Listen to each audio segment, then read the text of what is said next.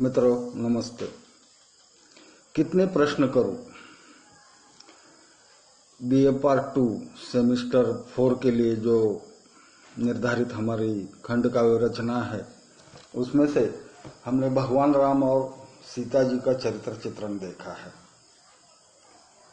अब इसमें और एक चरित्र चित्रण महत्वपूर्ण है और वो है महाकवि वाल्मीकि का।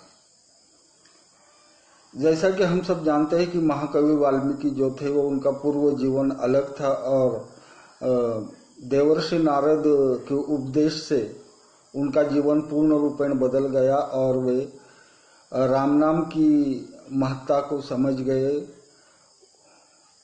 उनके जीवन में एक अलग ही बदलाव हुआ। यही इस संदर्भ में हम और एक बात स्पष्ट यह करना चाहते हैं कि आमतौर पर यह बताया जाता है या यह माना जाता है कि भगवान राम के जन्म होने से पूर्व वाल्मीकि ने राम कथा लिखी और उसी के अनुसार राम ने जो है अपना चरित्र जो है वो निभाया। लेकिन हमारी दृष्टि में यह गलत बात है।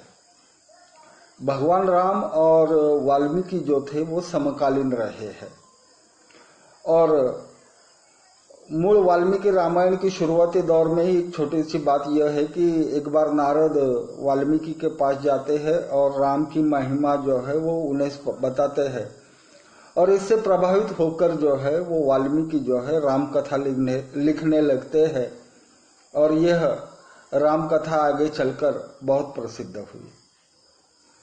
इस खंड काव्य में वाल्मीकि का भी किरदार है, एक अलग भूमिका है। वे राम के पुत्र कुश तथा लव और सीता जी तीनों के संरक्षक हैं। वाल्मीकि ने राम कथा कब लिखनी शुरू की पता नहीं, लेकिन शायद रावण के वध के बाद उन्होंने राम कथा लिखी होगी, ऐसा हमें लगता है। और वही राम कथा उन्होंने सीता के दोनों पुत्रों को सिखाई। आगे चलकर जब भगवान राम अश्वमेघ यज्ञ करते हैं उस समय वाल्मीकि कुश तथा लव को लेकर अयोध्या चले जाते हैं और राम के सामने यह राम कथा जो है वो गाई जाती है। याद रहे कि सबसे पहले राम कथा का गायन भगवान राम के सामने हुआ और वो भी उनके दोनों पुत्रों के द्वारा, कुश और लव। तो यहाँ वाल्मीकि जो है वो अपना एक अलग स्थान इस खंड काव्य में रखते हैं। उन्होंने न केवल सीता का संरक्षण किया बल्कि कुश तथा लव दोनों को धनुर्विद्या भी सिखाई और इतना करते हुए वे नहीं रुके और उन्होंने अंत में जो था वह अपने द्वारा लिखी हुई राम कथा, जिसे उन्होंने कुश तथा लव से कंठस्थ करवाया और अश्वमेघ यज्ञ के दौरान उसको राम के सामने गाने के लिए कहा। यह पहली बात है। अब दूसरी बात यहाँ इस संदर्भ में यह है कि वाल्मीकि का सीता और राम के जीवन में कौन सा स्थान है, जिसे ममता कालिया ने यहाँ जो है वह स्पष्ट किया है। वे केवल इनके संरक्षक नहीं बल्कि वे राम से भी कह सकते हैं कि राजा तुम गलत हो। उन्होंने राम से यह स्पष्ट किया कि ये जो गाने वाले दो ऋषि कुमार है वास्तव में ऋषि कुमार नहीं है बल्कि तुम्हारे पुत्र है। और इसी बात को लेकर वाल्मीकि पर भरोसा होने के कारण राम जो है वह स्वयं सीता जी के पास चले जाते हैं, हम जानते हैं, और सीता जी आने के लिए इनकार करती है। तो यहाँ इस खंड काव्य के माध्यम से राम के टूटे हुए परिवार को जोड़ने का काम नियति ने जो है वह वाल्मीकि के कांधों पर रखा था। वाल्मीकि उसे पूरा करने का भरसक प्रयास भी करते हैं लेकिन अंत में वे असफल हो जाते हैं, यह हम सब जानते हैं। तो एक विद्वान ऋषि, एक धनुर्विद्या का अभ्यासक, राम कथा के लेखक आदि के रूप में जो है वो वाल्मीकि हमारे सामने आते हैं। वाल्मीकि को बखूबी से मालूम है कि राम गलत है, फिर भी वे राम का पक्ष लेकर सीता के पास चले जाते हैं और बहुत सारी बातें करते हैं, लेकिन सीता जी उनकी बातें अनसुनी करती है या उनके बातों के प्रत्युत्तर देती है, जिसके कारण वाल्मीकि जो है वह उनका कोई इलाज नहीं चलता और वे चुपचाप खामोश वापस राम के पास आते हैं। तो यहाँ वाल्मीकि का जो चरित्र है वह ममता कालिया ने एक समन्वयकारी व्यक्ति के रूप में चित्रित किया है। वैसे देखा जाए तो सीता जी और राम के चरित्र के बाद यही तीसरा महत्वपूर्ण चरित्र है इस खंड काव्य का, जो है वाल्मीकि का।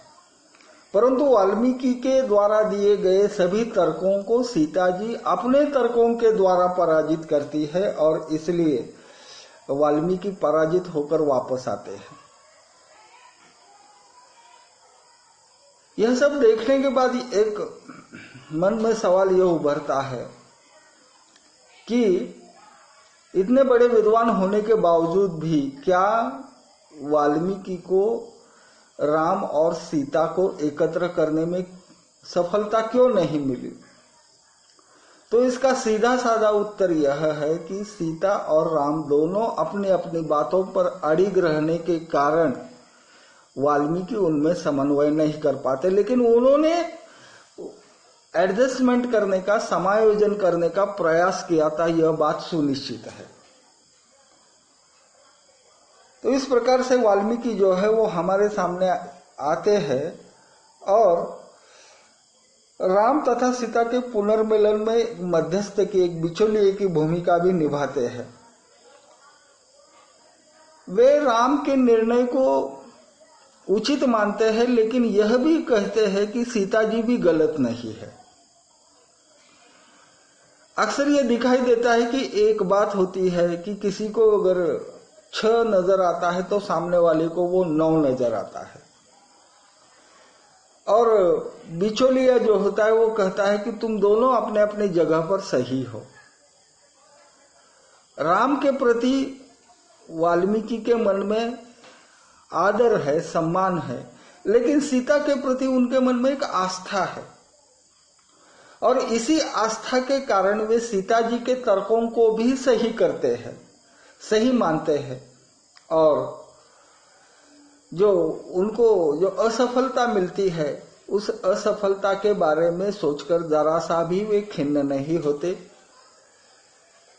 वैसे देखा जाए तो बहुत वाल्मीकि का जो रोल है इसमें, वाल्मीकि का जो किरदार है वो बहुत कम है, लेकिन सीता और राम के बाद ये तीसरा सशक्त किरदार जो है वह ममता कालिया ने यहाँ चित्रित किया है।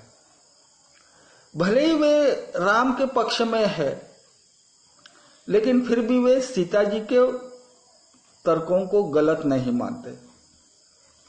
इसीलिए राम और सीता के बाद ये तीसरा कैरेक्टर है कि जो कितने प्रश्न करूं में हमारे सामने आता है, और इनके चरित्र चित्रण में निश्चित ही ममता जी को सफलता मिली है, ऐसा हम मानते हैं। धन्यवाद।